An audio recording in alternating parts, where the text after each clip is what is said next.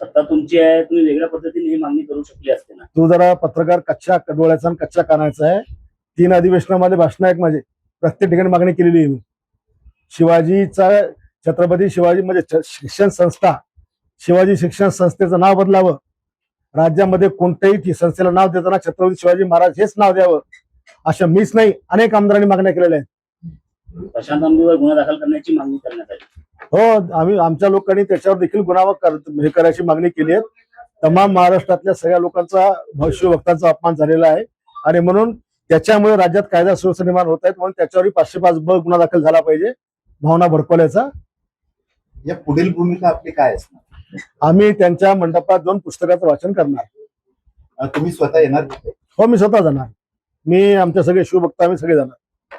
आमदार रोहित पवार सुद्धा आज येणार होते, मात्र त्यांनी घोषणा सुद्धा केली. त्यांनी समजदारी दाखवली.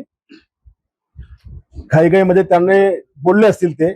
आता त्या दिवशी जे माझ्या काही रिॲक्शन होत्या रात्री 12:30 वाजता, ते मी घरी पुस्तक वाचताना म्हणजे पाहिल्यानंतर माझ्यासोबत माझी फॅमिली होती आणि मी त्याबद्दल रागात आलो, अत्यंत रागात. कारण शिवरायांचा मी कोणताच विसंगती सहन करत नाही आणि त्या रागापोटी मी त्याला शिवगाळ केली. त्या महिलांबद्दलचा मी ते शब्द त्यांची दिलगिरी व्यक्त केली आणि त्यांच्या म्हणण्याप्रमाणे त्यांनी केसेस दाखल म्हणजे FIR केला. आता ही नाटकं करण्याची आवश्यकता काय? आता हा तमाशा करायची गरज काय? आणि म्हणून या सगळ्या विषयाला छत्रपती शिवाजी महाराजांचा जो अपमान होतोय, मला राज्याचे मुख्यमंत्री महोदय आणि उपमुख्यमंत्री महोदयांचा देखील मेसेज मिळाला की या पुस्तकाला 40 वर्ष झाले. अरे, आम्ही सरकारमध्ये आम्ही काम करताना आम्ही अनेक कायदे बदलले, अनेक पुस्तकातले धडे आपण बदलले, अनेक ठिकाणी नवा इतिहास घातला. मग सरकारनं पण हे अशी पुस्तकावर बंदी घालायला पाहिजे ना.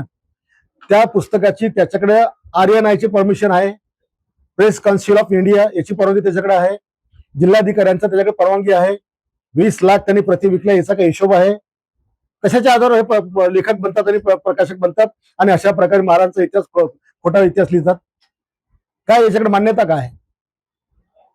हो, आज तुम्ही पुस्तक वाचनाला जाणार आहात. आंदोलकांनी जर आपल्या म्हणण्याप्रमाणे छत्रपतींचा उल्लेख हा आदरपूर्वक केला तर पुढची तुमची भूमिका काय? आम्ही टाळ्या वाजवून त्यांचं स्वागत करणार.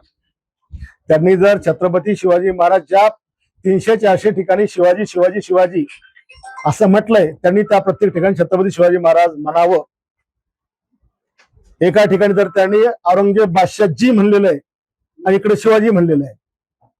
म्हणजे यांना औरंगजेब बादशाहजी बादशाहला रिस्पेक्ट करतात पण आमच्या राजांना रिस्पेक्ट करत नाही.